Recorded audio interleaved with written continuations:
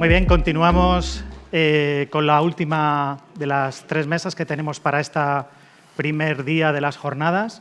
Y en esta tercera mesa ya hemos visto la parte más de analítica, hemos visto la parte de producción de datos y justo el turno de preguntas nos ha dado la transición perfecta para esta mesa que se va a enfocar en la distribución del dato. Para ello, tengo el placer, casi el orgullo de contar en la mesa con Paloma Abad, del CENIG. Muchas gracias por venir. Es la representante del CENIG y del portal de la infraestructura de datos espaciales de España. A su derecha está Gonzalo López, que viene de La Rioja, del Gobierno Regional de La Rioja, y es representante de la AIDE de La Rioja. Muchas gracias.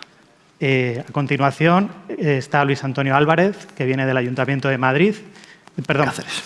Perdón. Ya digo Ayuntamiento, es que me sale en Madrid directamente. Del Ayuntamiento de Cáceres y es responsable del SIT de Cáceres y de la AIDE de Cáceres. Y en cuarto lugar tenemos a Miguel Ángel Maxo, profesor titular de la Universidad Politécnica, de la Escuela de Topografía, y que pues da asignaturas relacionadas con el mundo de la distribución de la información geográfica y también tiene publicaciones y libros al respecto. Quería para empezar esta mesa haciendo una breve introducción de lo que vamos a tratar. Y en primer lugar, yo creo que para todos los que estamos aquí, los que nos están viendo, es evidente que los geoportales, las infraestructuras de datos espaciales, se han convertido en el principal canal para la difusión de la información georreferenciada. Y esa información no solo tiene varios niveles, ¿no? Y tiene varias dimensiones. Por un lado está la información temática que vemos en las grandes líneas, en los grandes ministerios, en los grandes temas, energía, catastro, medio ambiente, industria, todas esas grandes ejes temáticos que abordan la distribución del dato geográfico y también en la distribución regional de esa información. Como vemos, todas las comunidades autónomas tienen algún tipo de infraestructura de geoportal para la distribución de la información geográfica. Y ese escenario global de imponer las infraestructuras de datos espaciales como el canal de distribución oficial de la información geográfica ha supuesto que datos como los que estamos viendo, más de 500 recursos disponibles en los servicios ISPY, más de 13.000 recursos en general, servicios de cartografía y 37 catálogos de los nodos de la infraestructura de datos espacial. Y no solo tenemos una oferta muy importante de datos ya consolidados y distribuidos, sino que también contamos con una gran demanda, ¿no? que ha salido ese dato de esa inquietud sobre cuánta gente consulta la información o cuánta gente la consume, ¿no? Tenemos cifras, como veis, ya de millones de usuarios que usan los productos básicos, la información fundamental de mapas base nacionales, ¿no? Junto con toda esta situación, todo este escenario que conocemos, que tenemos ahora mismo, converge o surge por una combinación, un equilibrio entre distintos vectores, ¿no? Por un lado tenemos, y en este caso es importante destacarlo, la ley, la legislación, que ha potenciado y ha fomentado incluso estado de motor para la evolución y el progreso de los geoportales y las IDES. Pero también tenemos los estándares y las normas que han ayudado y han sustentado ese progreso de forma homogénea. Y luego la tecnología, también imprescindible para todo ese proceso y que con diferentes iniciativas y con muchas diferencias y justaposiciones es la que ha permitido el escenario actual. Y es un escenario actual en el que, desde el punto de vista de las administraciones públicas, pues tiene importantes retos, ¿no? El primero es organizativo, es decir, tenemos un montón de niveles administrativos diferentes, justaposiciones o fronteras poco claras entre las competencias y factores o valores como la coordinación, la optimización y la reutilización de la información son claves y están en el orden del día en la distribución de la información geográfica. Pero también otras cuestiones que han salido a lo largo de la sesión de hoy, en otras mesas. Estamos ante una información que es imprescindible para el funcionamiento de la economía, pero que hay un modelo en otros tipos de mercados, de negocios, hay una predominación del sector público, del sector privado. Aquí tenemos que es muy importante el sector público en la generación del dato geográfico y que además provoca o produce una cosa que nos parece importante, y más en estos tiempos en los que, tanto por la pandemia como por las circunstancias que tenemos actualmente con la guerra de Ucrania, la soberanía de algunos tipos de productos, como han sido los sanitarios o como han sido la alimentación, son fundamentales, ¿no? Pues en temas cartográficos, la producción de las administraciones públicas favorece esa soberanía, ¿no? Pero claro, eso produce que hay que invertir, y esa inversión no siempre tiene retorno, y es lo que ha salido en la pregunta de la mesa anterior. No sabemos exactamente cuánto nos aporta y cuánto valor tiene esa inversión, ¿no? Otros temas que surgen en la actualidad son otros modelos de distribución de información, como son el Open Data, ¿no? Otro nivel que tenemos que relacionar y ver cómo trabajar con él, ¿no?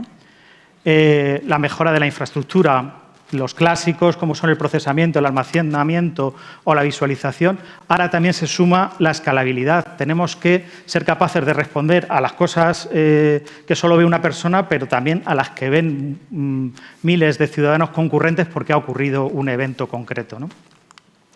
Y también hay otras tensiones que se producen, como todos los geoportales. La distribución está muy orientada a los técnicos, al mundo geográfico, pero si queremos ampliar nuestras fronteras y que cada vez lo use más gente, por un lado tenemos que alimentar a las máquinas a través de APIs y de servicios automáticos, pero también tenemos que hacer productos para el consumo general y para que la ciudadanía en general pueda, la gente que no es experta, pueda utilizarlos y recibir esa información. Y también, entre medias de todo este proceso, están los nuevos formatos y las nuevas tecnologías y paradigmas que vienen a enriquecer todo el fenómeno. Y además de todos estos retos y de todas las novedades tecnológicas, hay que contarlo. Hay que comunicar, porque de nada sirve, ya tenemos todos muy claro que de nada sirve tener los datos en el cajón y que los hayamos hecho muy bonitos si no los contamos, ¿no? Y un poco en la perspectiva del futuro, de lo que está por venir, pues bueno, muchas de las cosas que han salido en las otras mesas, también en el mundo de la distribución, van a ser fundamentales y van a condicionar mucho el cómo estén organizados nuestros geoportales. Por tanto, tenemos un horizonte en el que hay un montón de variables, un montón de interrogantes y que, bueno, vamos a intentar en la mesa tratar algunos de ellos. Yo, para empezar, quería, yendo un poco al principio de la presentación, empezar por ti, Paloma, preguntándote por cómo se organiza, ¿no? Desde un ente como el CENIC, que está un poco en el centro de toda la organización administrativa en estos temas, cómo se organiza, qué instrumentos hay para coordinar y organizar todo esto. Vale, Carlos, muchas gracias. Bueno, primero quiero decir que estoy un poco abrumada porque tenéis que pensar que yo llevo 2 años en una cueva, que es mi despacho, sin cámara, porque no me gusta ponerla, y entonces de repente aquí con el micrófono todo y vosotros, pues... Entonces, bueno, pues ¿cómo nos organizamos? Bueno, pues sobre todo sabéis que está el Consejo Superior Geográfico, que es un órgano colegiado en el ámbito de la consulta y planificación de la información geográfica, sobre el que cuelgan varias comisiones, en una que nos va a comentar Gonzalo más tarde, que es la Comisión de Normas y sus 2 proyectos que han salido, pero sobre todo luego está el Consejo Directivo de la AIRE de España, donde está presidido por Emilio López, director del CENIC, y luego participan todos los representantes de todos los nodos de las IRES. Y luego, desde ahí, pues intentamos decidir hacia dónde vamos, si tenemos que implementar la OGC API, por ejemplo, o los metadatos, o, por ejemplo, una cosa que va a salir dentro de poco o que queremos rehacer es que muchas organizaciones estamos haciendo lo mismo en cuanto a los metadatos. Estamos cambiando GeoNetwork, viendo y migrando a Open Data. Vamos a unirnos todos y no a reinventar la rueda 1000 veces, sino a hacerla el esfuerzo una sola vez. Y luego, también por nombrar y terminar, está el Grupo Técnico de Trabajo del AIRE, que yo creo que ya somos unos 300, más que grupo de trabajo, se puede llamar foro de interesados, donde recibimos feedback y nos dicen, bueno, pues ahora quiero escuchar, me gustaría saber cómo va OGC o qué ha pasado con ISPAI, que ha terminado los plazos, cómo va a continuar. Intentamos recibir el feedback de los usuarios. Y como todos vosotros participáis en muchos proyectos de información geográfica, porque como se ha comentado esta mañana, 9 de cada 10 datos, 9 son de información geográfica. Entonces, la componente espacial es lo que nos une. Por decir un símil, es como si yo fuese a una fiesta de disfraces, me disfrazo de indio y veo a otro indio. Pues me acerco a ese indio y le pregunto qué tal. No me acercaría a uno que va vestido por ejemplo, de egipcio. Entonces, esto hace que, aunque, por ejemplo, yo con Catastro pueda tener una conversación de mucho tiempo, de una comida, y no tengo ni idea de lo que es una parcela catastral, pero puedo hablar de información geográfica porque la componente espacial es realmente importante. Y por terminar, intentamos no reinventar la rueda. Y con esto que has comentado de las APIs, ahora es lo que estamos. Hacemos lo mismo muchas veces. Vamos a hacerlo las mínimas veces con el menor esfuerzo posible. Y nada, gracias. Y desde las comunidades autónomas, pues también hay como mucha intercomunicación, hay por arriba el IGN, el CENIG, pero también luego están todas las entes locales. ¿Cómo es vuestra experiencia desde La Rioja? Bueno, nuestra experiencia es que La Rioja es un territorio muy pequeño, con un perfil de municipios, pues, la mayor parte por debajo de los 100 habitantes, con lo cual, salvo Logroño, que tiene un departamento de GIS, pues el resto de ayuntamientos no tienen técnicos especializados en la materia, con lo cual, uno de nuestros objetivos y de nuestras misiones, y siempre lo hemos entendido así, es dar soporte tanto técnico como, digamos, como de información y conocimiento para la puesta en marcha de servicios IDE con objeto de constituir una IDE en el ámbito regional compuesta de un gran número de nodos, aparte de los nodos puramente de la administración regional, pues que se sumen a ese proyecto también nodos de ámbito municipal y después empresas, universidades, asociaciones, en fin, hacer un magma de información geográfica que venga un poco ordenada por los mismos protocolos. Y la estrategia que hemos seguido, bueno, pues en La Rioja tenemos una experiencia IDE muy temprana porque empezamos en el año 2004. Nos reenganchamos a ISPIRE pues, en cuanto se publicó la directiva en el año 2007, al principio de forma un poco tumultuosa y asilvestrada porque no estaban determinados los modelos de datos ni había madurado toda la parte de metadatos. Entonces, como teníamos los servicios muy engrasados ya para esa fecha, pues pusimos encima del mostrador ISPIRE todo lo que había a nivel regional y local. Después eso, gracias a un poco la transposición de la directiva y sobre todo a una gran labor de coordinación del CODIGE, ha permitido que se haya ordenado toda esa oferta de información geográfica, sobre todo en el ámbito INSPIRE, pero fuera del ámbito INSPIRE, lo que es estrictamente la IDE y fuera de la normalización que nos exige Europa en otros ámbitos de información, Pues nosotros damos, aparte de mantener un sistema de información corporativo que alimenta distintos nodos temáticos en el ámbito regional, pues damos soporte también a 173 de los 174 municipios que hay en La Rioja, con lo cual desde muy al principio tienen servicios de visualización y servicios de descarga compatibles con OGC. Ahora tenemos un proyecto del que hablaremos, supongo, un poco más tarde, que es el Callejero de La Rioja, en el que también hay una conexión, una colaboración con los ayuntamientos, y también se les provee de servicios de mapeado y de dirección, de información de direcciones, porque no hay que olvidar que los ayuntamientos son los únicos competentes en esta materia, los que deciden los nombres de las vías, los que deciden la numeración de los portales, y es una información que se gesta a ese nivel y que nosotros como Administración regional tenemos que recopilar, tenemos que cosechar de alguna manera y ponerlo a disposición tanto de los usuarios que lo necesitan, como a nivel nacional trasladar esa información, digamos, hacia unos niveles donde el ámbito de agregación sea nacional. Bueno, pues un poco así venimos funcionando, dando soporte también a algunas asociaciones que tenían información cartográfica muy interesante, que estaba publicada en medios convencionales, pequeños cuadernillos,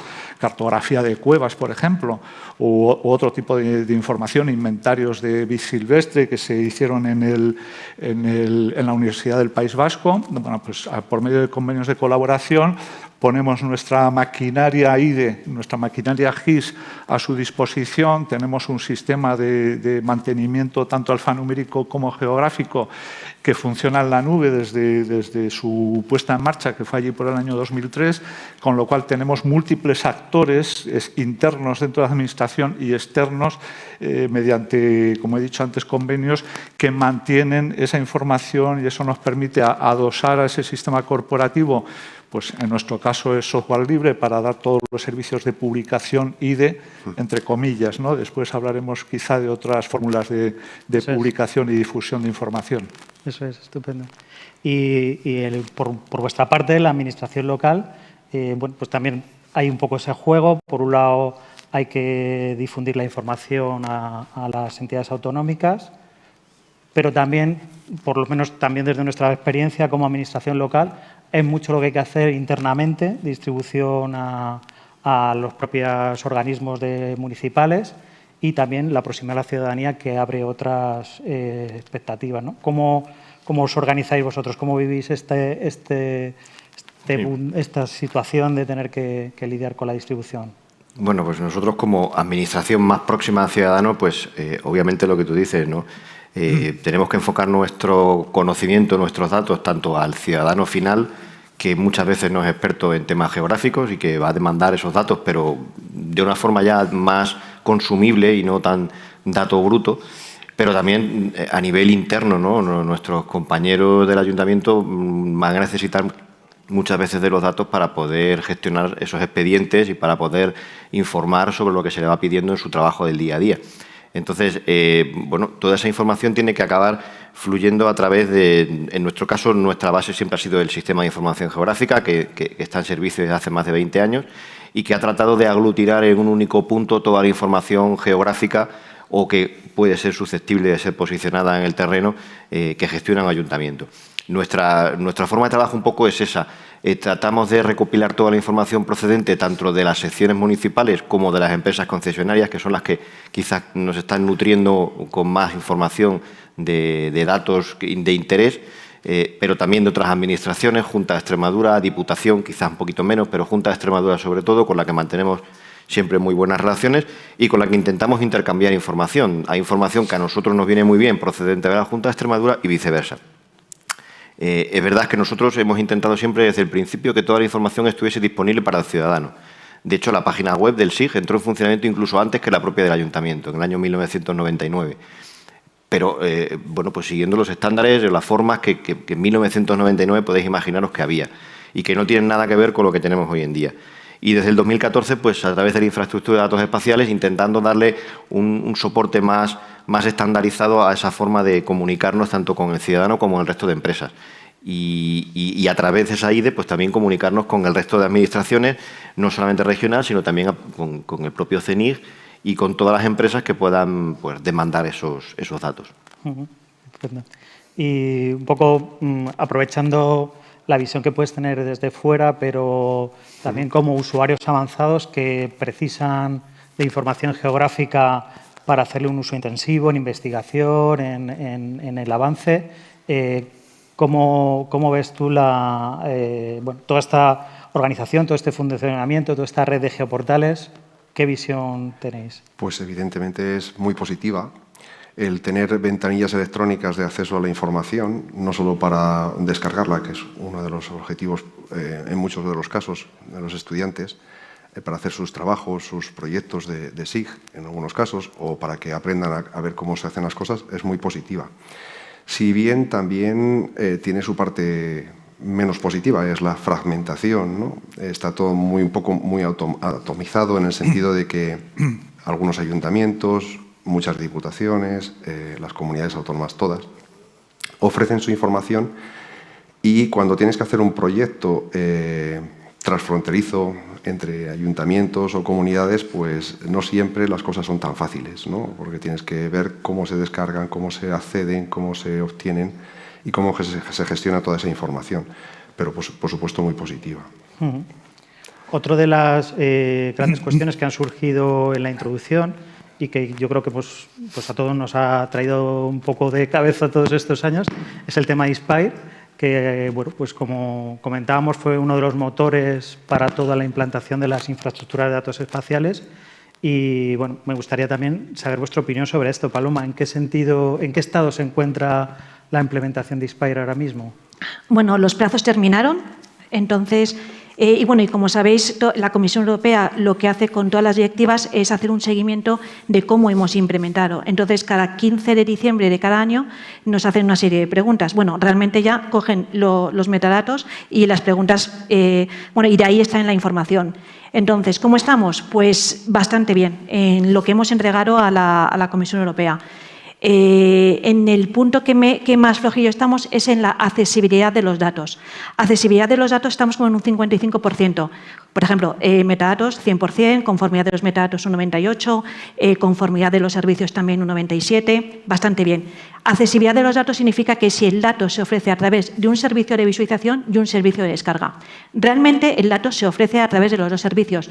Lo único que INSPIRE establece unos mecanismos y unas reglas que dice que en ese momento, cuando ellos hacen y está en ese dato, no están unidos tanto el dato con la visualización y con la descarga, y por eso cae un 55%.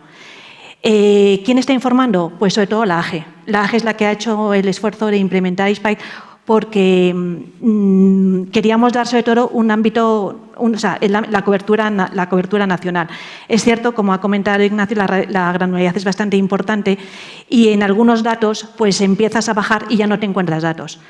Hay datos en los que estamos bastante bien, por ejemplo, todo Mapa y Miteco, porque como sabéis luego se hizo una segunda clasificación en el que la directiva clasificó datos prioritarios y ahí Mapa y Miteco se pusieron y está, yo creo que 100%, bueno, o mejor un 98%, nos faltarán 2 o 3 conjuntos de datos por dar a la Comisión Europea y luego otros datos como, por ejemplo, las parcelas catastrales, los edificios o direcciones, están en un 98%, es decir, ya han terminado el trabajo y solamente es mantenerlo. En otros datos, pues no somos tan positivos. Por ejemplo, en datos de demografía no hay nada. Si buscas, pues parece que España no tiene. Entonces, lo único, en algunos datos también. Pero en general estamos bien. Y yo cada vez veo que organizaciones que en su momento no implementaron, ahora están implementando. Estupendo. Sí, un poco iba por ahí la pregunta que quería hacer. Vosotros fuisteis en La Rioja uno de los primeros en implementar los servicios INSPIRE.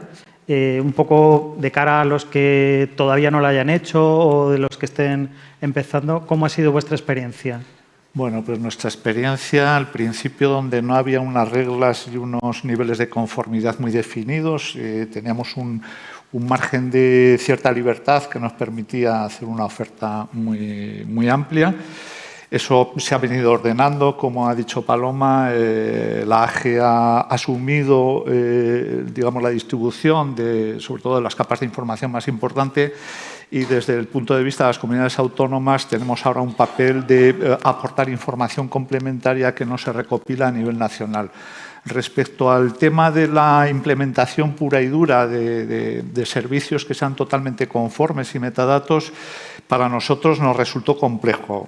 Yo creo que todos los que estamos aquí conocemos un poco el modelo de datos Inspire, sabemos que tiene mucha complejidad. Hay que estudiarlo mucho porque además muchas veces los modelos que se aplican a distintos ámbitos difieren ligeramente.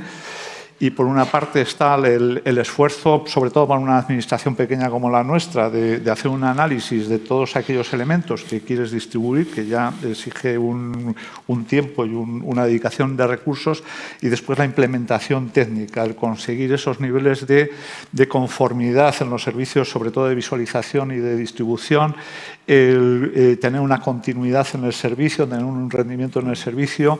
Para nosotros fue un reto profesional importante porque, como he dicho antes, usamos software libre en todos los ámbitos que podemos.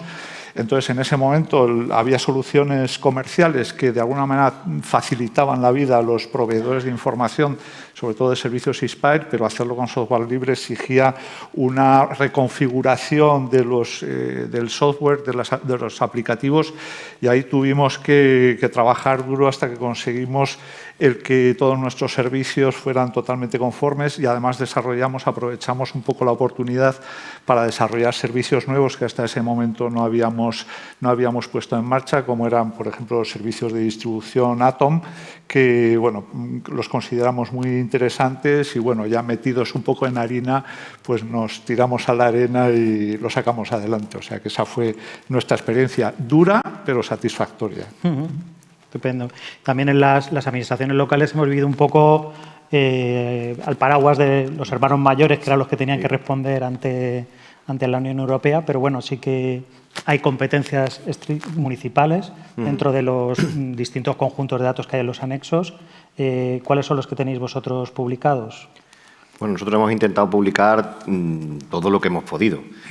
Fuese a lo mejor una competencia estrictamente nuestra o incluso, aunque no lo sea, el callejero, por ejemplo, que es el caso más, como comentaba Gonzalo, que es una competencia exclusivamente municipal y que nosotros hemos intentado mantener lo más y mejor actualizado posible porque es un poco la herramienta base para que otros muchos servicios se apoyen sobre ese callejero.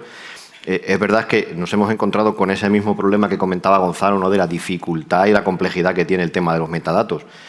También es verdad que nosotros hemos sido más pragmáticos en ese sentido y decidimos apostar por servir cuanto más datos mejor dentro de una calidad mínima, por supuesto, antes que priorizar por el tema de la calidad del metadato o de la conformidad con Inspire.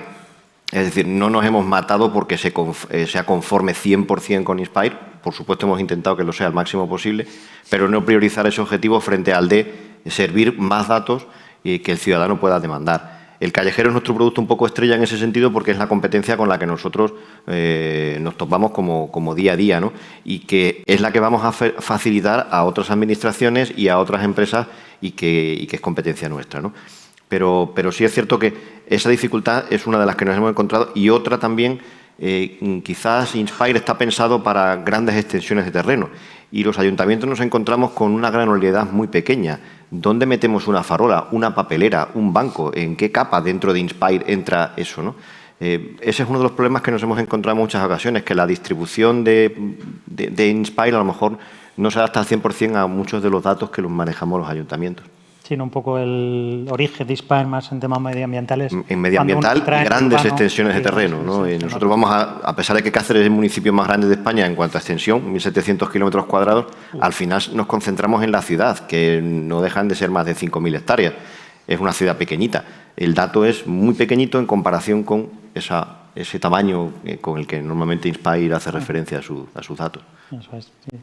Y un poco tu visión un poco sobre, Miguel Ángel, sobre un poco la utopía que suponía en un principio el contar con modelos estandarizados de un montón de conjuntos de datos que sirvieran para toda la Unión Europea. Bueno, a ver, como decía Paloma, hemos llegado un poco al final de todo ese recorrido. ¿Cómo valoras el proceso y bueno, los resultados? Los resultados y el proceso es satisfactorio, con algunos retrasos en algunos temas, pero muy satisfactorio. El hecho de no existir información armonizada las encuestas por las que surgió Inspire para intentar ver qué conjuntos de datos eran los más importantes para llevarlos a los anexos, la priorización, los propios modelos de datos, aunque sean complejos y hayan tenido que ser desarrollados por consenso, que eso siempre al final ha repercutido en que los consensos suelen ser de mínimos, ¿vale? Probablemente un especialista quería que hubiera más información. Acabamos de ver que Luis, donde meto las farolas, otro tipo de información que puede ser útil para otro tipo de usos, no tan medioambientales. Eso es una parte positiva. Parte negativa, quizá se haya metido demasiado tecnicismo en algunas cosas, desde mi punto de vista personal, ¿vale? Cuando estudiamos algunas de las cosas en la asignatura y en la docencia, pues se les hace un poco duros a nuestros estudiantes el ver tantos modelos de datos y la complejidad que tienen, pero es con lo que se van a encontrar el día que tengan que salir a trabajar en un ayuntamiento, una comunidad o donde tengan que trabajar, ¿no? Y bueno, así aprenden. Estáis escuchando. Por ahí atrás seguro que luego no tan gratamente los estudiantes. Cambiando un poco, por tratar otros de los temas que hemos visto al principio y que ha salido también, lo han aportado desde Catastro en el turno de preguntas de la mesa anterior, es el tema del retorno económico, ¿no? Es decir, producimos cartografía, como decimos, está reconocido como algo interesante, algo muy importante para las administraciones y para la sociedad en general, pero no sabemos.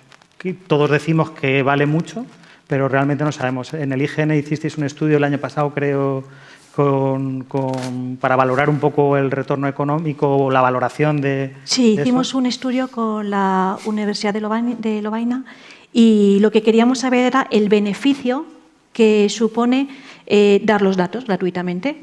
Es decir, ¿el beneficio justifica el coste? El coste económico que nos cuesta dar estos servicios, cachar las imágenes y darlas gratuitamente. Bueno, pues en este estudio se partió de dos modelos. Uno es el modelo de Google Maps, en la tasación, lo que te cobra por usar su servicio.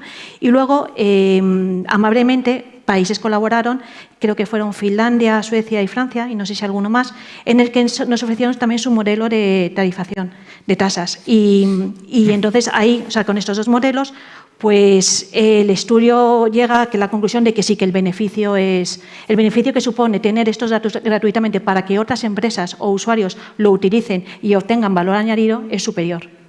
Quiero decir también que la Comisión Europea también hizo otro estudio, pero no solamente era un beneficio, sino era sobre la experiencia de la implementación de Inspire, cómo está.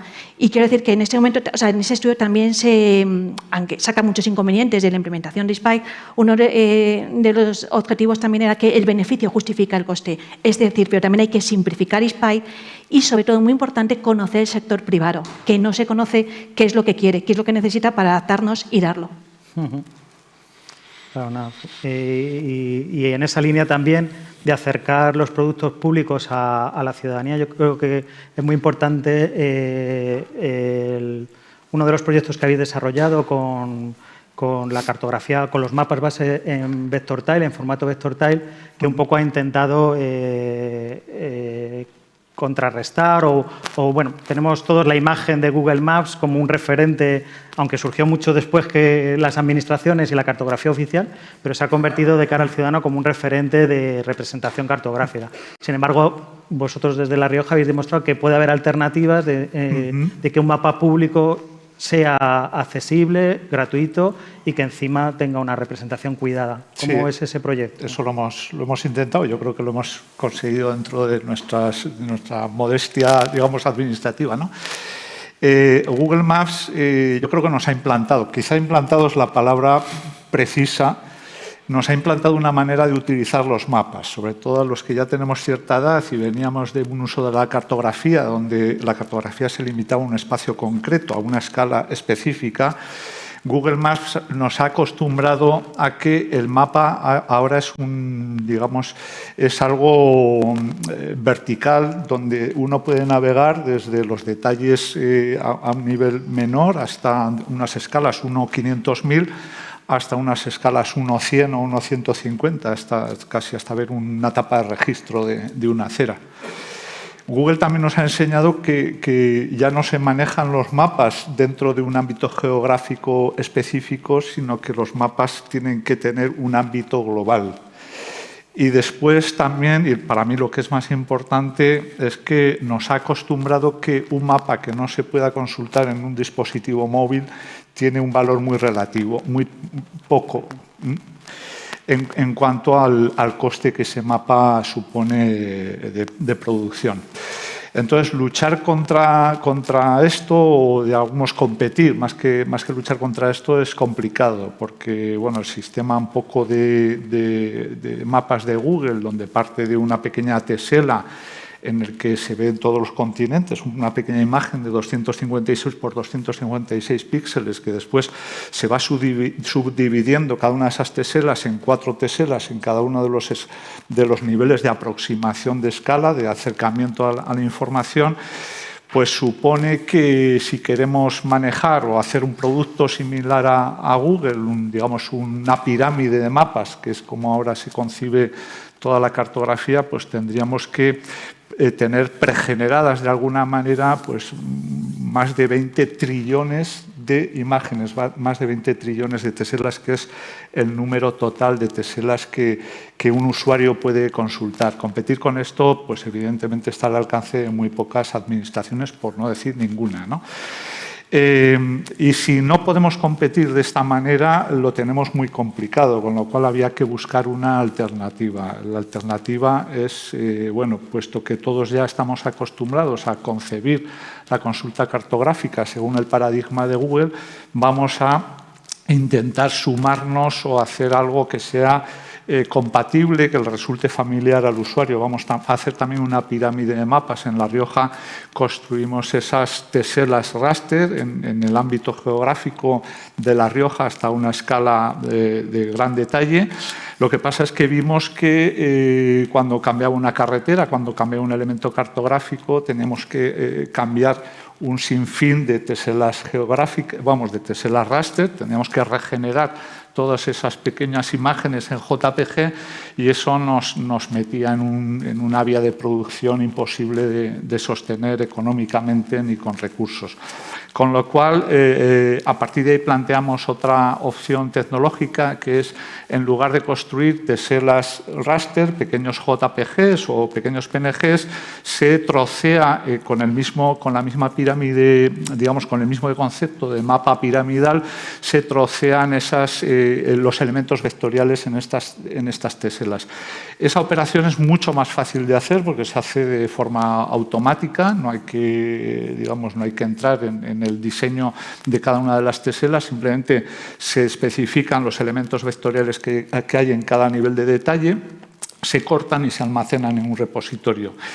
Y después, a partir de ahí damos un servicio de teselas vectoriales para que los usuarios, a través de unas librerías JavaScript, puedan aplicar unos ficheros de estilizado de simbología y puedan regenerar ese mapa en su dispositivo.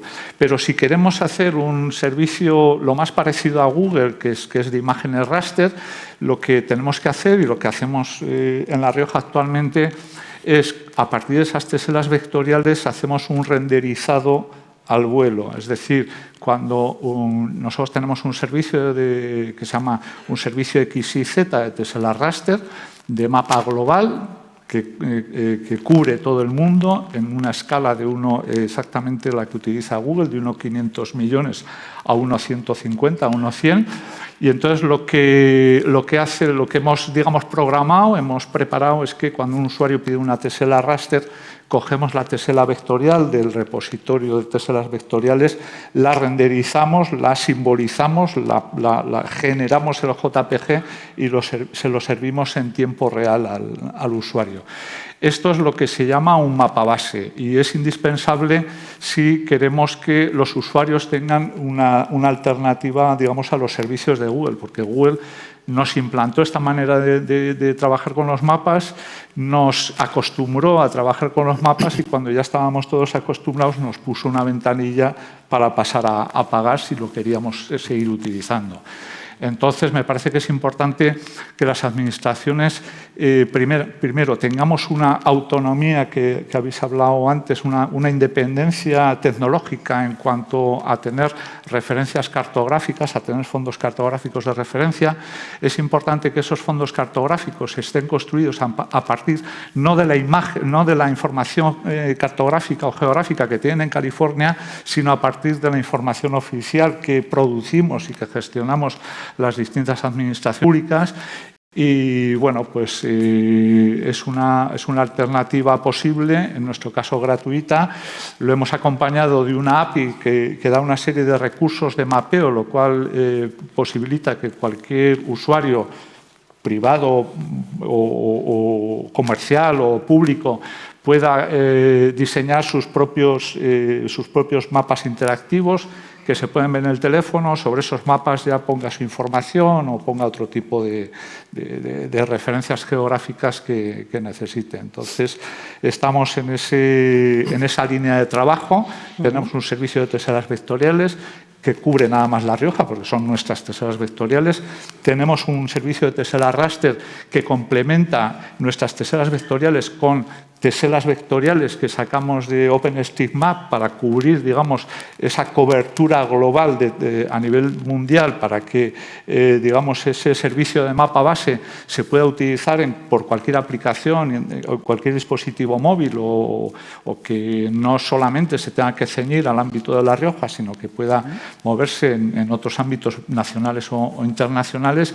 Y en estos momentos es una alternativa real y, de hecho, bueno, pues la Asociación de la Prensa, por ejemplo, de La Rioja, utiliza los mapas base de La Rioja para hacer su guía de recursos, etcétera. Con lo cual, esto es posible, es algo que se puede hacer, lo hemos hecho en La Rioja, somos muy pequeñitos y muy pocos, con un coste muy económico, porque, como he dicho antes, todos los procesos están hechos con software libre.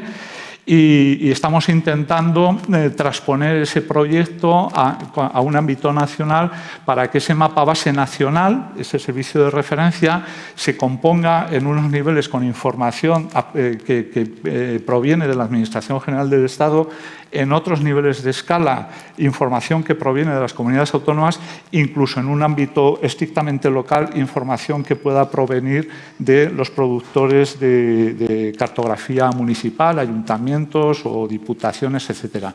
Para ello hemos definido un modelo dentro de las iniciativas y de los subgrupos de trabajo de la Comisión Especializada en Normas Geográficas.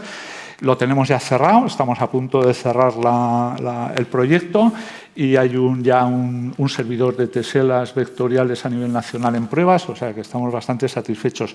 Ha sido uno de los proyectos complicados porque nos ha cogido en este periodo de pandemia, con lo cual ha sido un proyecto virtual de principio a fin, pero bueno, hay un modelo, hay digamos, una maquinaria en funcionamiento que provee servicios de teselas vectoriales, independientemente de La Rioja, ya a nivel nacional. Quiero hacer aprovechando la pregunta, un inciso, porque bueno, tuve la curiosidad, con motivo de la erupción del volcán de La Palma, de seguir un poco las publicaciones de mapas interactivos que salían en los periódicos más de ámbito nacional. Aparte de las imágenes de Copérnicus, que eran imágenes fijas con croquis de cómo iban avanzando las coladas de lava, etcétera, aquellos periódicos que ofrecieron la oportunidad de dar mapas interactivos para el estudio de las casas que iban siendo engullidas por la lava, o cómo, digamos, avanzaba toda la erupción, ninguno de ellos utilizó cartografía ni mapas base oficiales. Fueron todo soluciones particulares, soluciones, digamos, de pago. ArcGIS, Mapbox y sobre todo Google. Con lo cual, el mercado nos está llamando la atención en cuanto a que nos tenemos que poner las pilas en este sentido y trabajar en esa línea para dar ofertas económicas y tecnológicas a cualquiera que lo quiera utilizar, ¿no? Sí, además enlaza un poco ese mundo del periodismo. También bebe muchas veces de fuentes como datos abiertos, que comentábamos en la en la presentación y, bueno, sé que en el Ayuntamiento de Cáceres la iniciativa de datos abiertos también sale un poco de vuestra parte. ¿Cómo veis esa relación entre los geoportales, datos abiertos? ¿Cómo veis que tiene que ser cómo es ahora o cómo piensas que tiene que ser en el futuro? Ahora mismo, ¿en qué situación estamos? En el Ayuntamiento de Cáceres es cierto que desde hace 4 años el portal de datos abiertos, Open Data, depende directamente del SIG, de nosotros. Como no somos expertos en Open Data, sino en IDE, pues nosotros estamos focalizando nuestro esfuerzo en IDE más que en Open Data.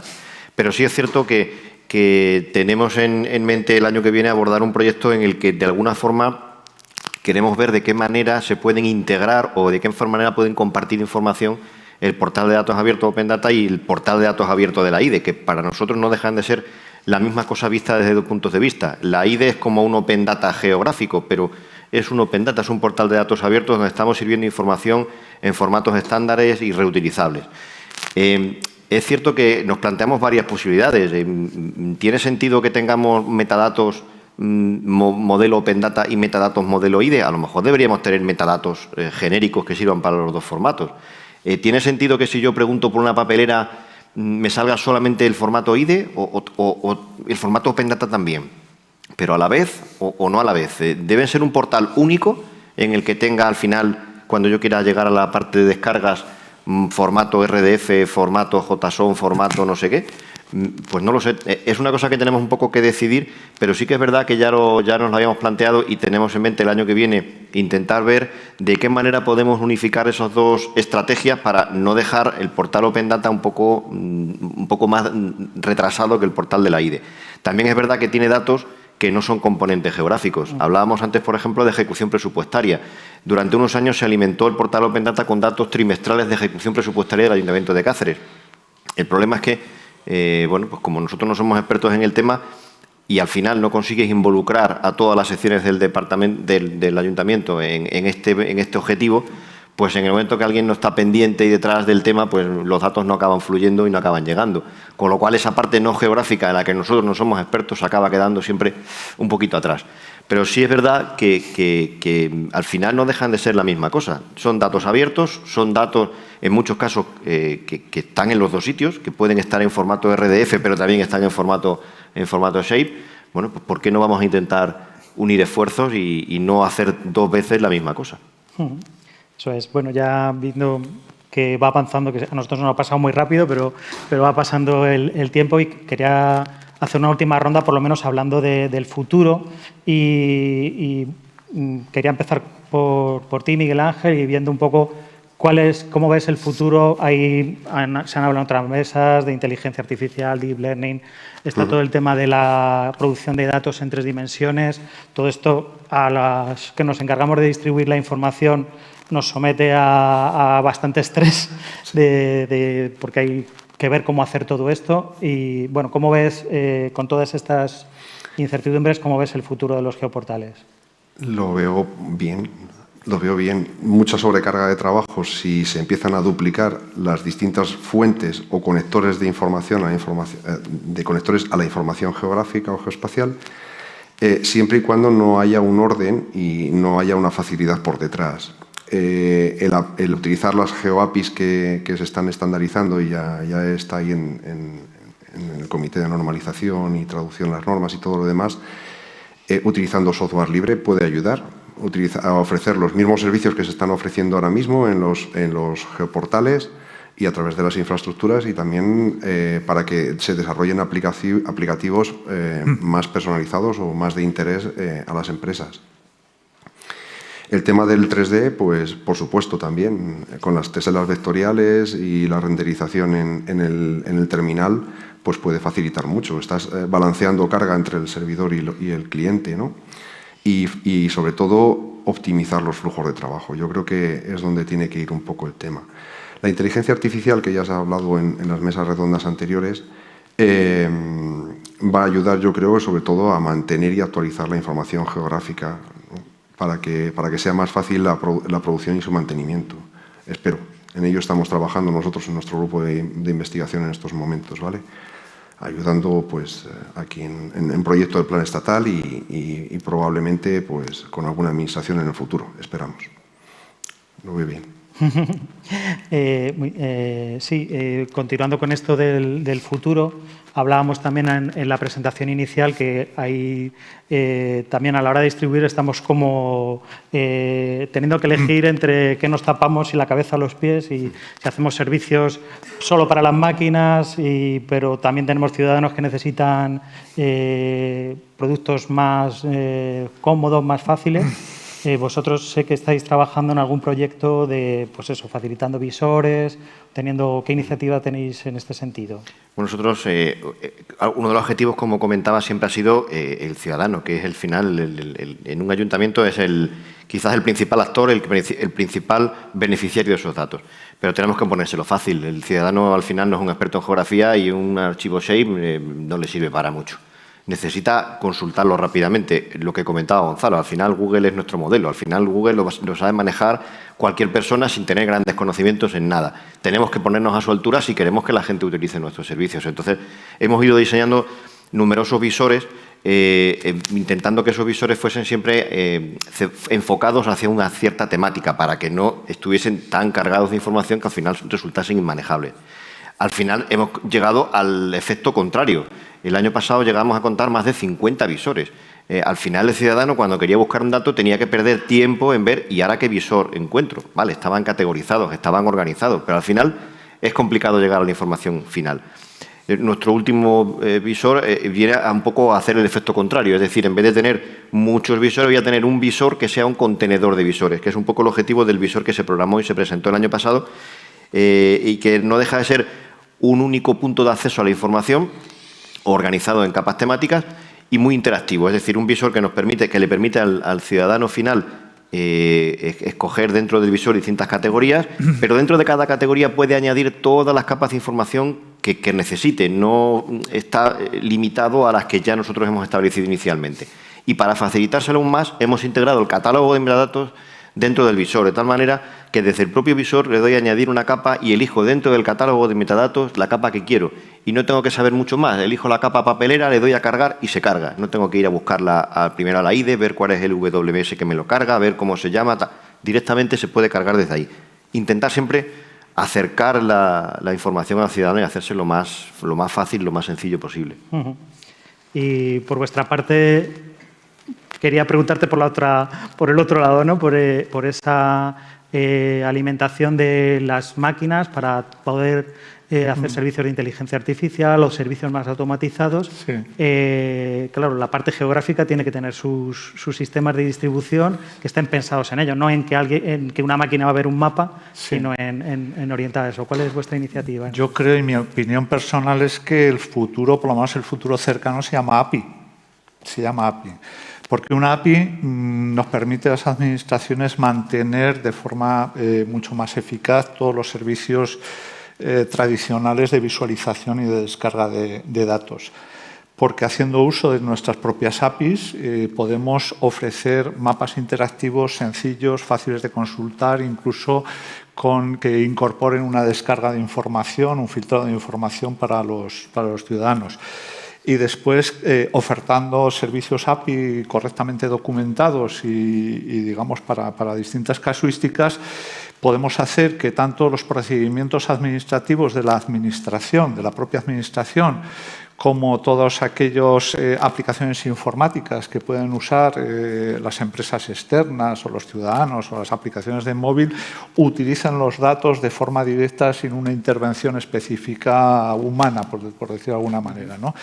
Con lo cual, de alguna manera, es la piedra filosofal que nos va a dar un poco, nos está dando ya, de hecho, por lo menos nosotros las estamos utilizando con bastante profusión, nos está dando una solución universal para redirigir cada uno de los servicios a un sector muy específico de usuarios profesionales o semiprofesionales, usuarios genéricos sin conocimientos de geografía y aplicaciones pues, que necesitan en un momento determinado conocer la ubicación, como hemos hablado antes, de una dirección, descargar los límites administrativos de un municipio o extraer los datos de una estación meteorológica, por poner un ejemplo. Con lo cual, nosotros, nuestros proyectos ahora más activos se están dirigiendo un poco a poner en marcha APIs que sean compatibles con el estándar OpenAPI y que a su vez sean compatibles con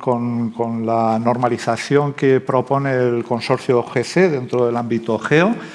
Y esto pues, nos da la interoperabilidad necesaria y nos está, primero, simplificando la vida internamente y después dándonos una flexibilidad a la hora de configurar nuevos canales de distribución y nuevos servicios ya muy pensados y muy acomodados para usuarios concretos. Con lo cual, bueno, pues eso yo creo que es un poco el futuro que nosotros o yo personalmente veo más inmediato, ¿no? Más inmediato.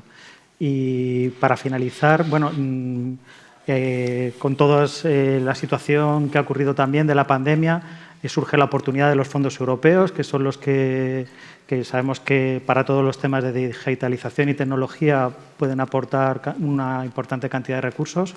Y bueno, yo sé que tenéis alguna iniciativa en ese sentido a medio plazo y pues si nos puedes dar algún detalle. No, lo que quiere decir que el futuro yo lo veo como lo han comentado mis compañeros, pero para hacer todo eso se necesita dinero.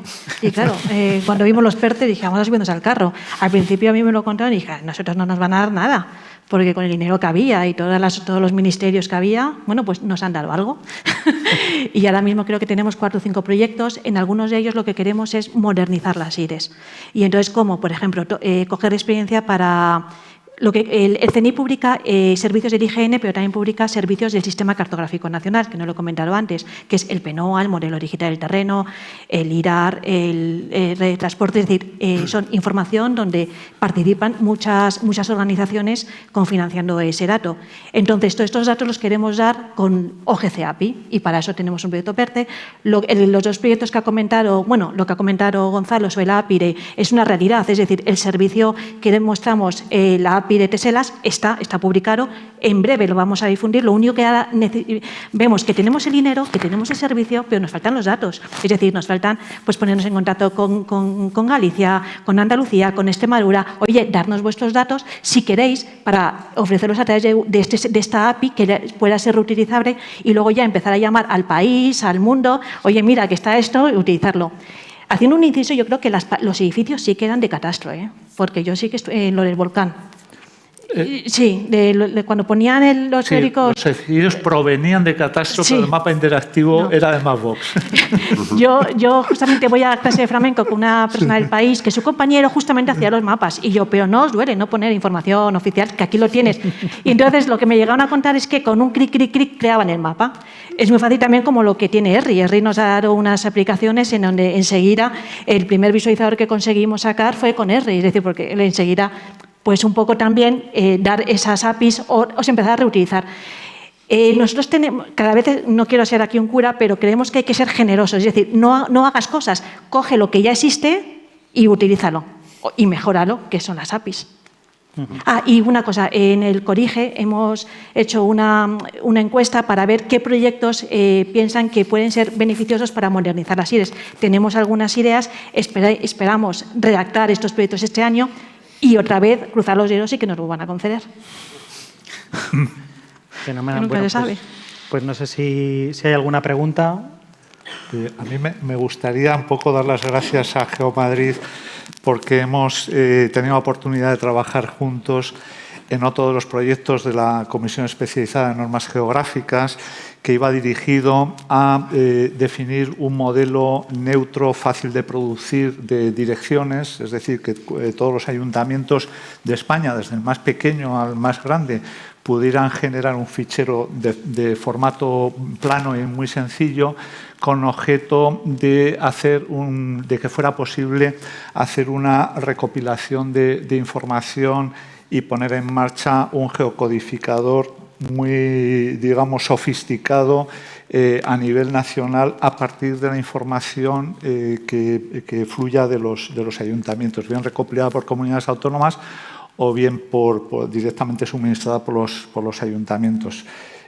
Vuestra colaboración ha sido fundamental para ajustar y tunear, como se suele decir, todos los servicios del geocodificador, y espero que sea uno de los proyectos que salgan adelante a través de los fondos que ha comentado Paloma y que nos den la oportunidad de poder acceder a la información de direcciones normalizada sin tener que recurrir a actores allende los mares, ¿no? Fenomenal. Pues no sé si hay alguna pregunta y si no, pues... No, un simple comentario. Sí. En mi experiencia, vienen algunos sábados a la escuela, hacemos unos talleres a los alumnos estos de altas capacidades y cuando les preguntas, si tienes que buscar esto, ¿dónde buscas? Para que vayan a un geovisor. Y lo primero y casi lo único que responden es a Google.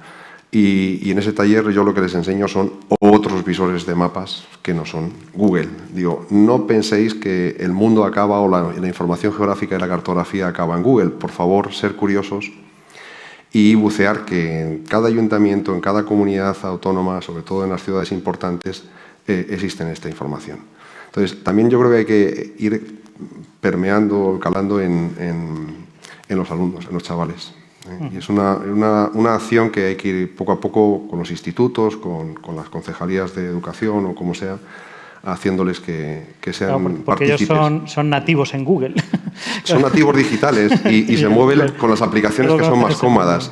Bueno, si tienen a ellos, pues tienen otro tipo de mapas, pero sí. Sí, pero es verdad que nos falta quizás un poco de labor divulgativa. Lo que no se conoce no se usa y, por tanto, no existe. Y es verdad que muchas veces nos pasa que piensas en Google y no piensas que existe algo más alrededor. Otras alternativas. Estupendo, pues nada, si no hay nada más, muchas gracias por participar y nada, continuamos con la clausura de la jornada. Gracias.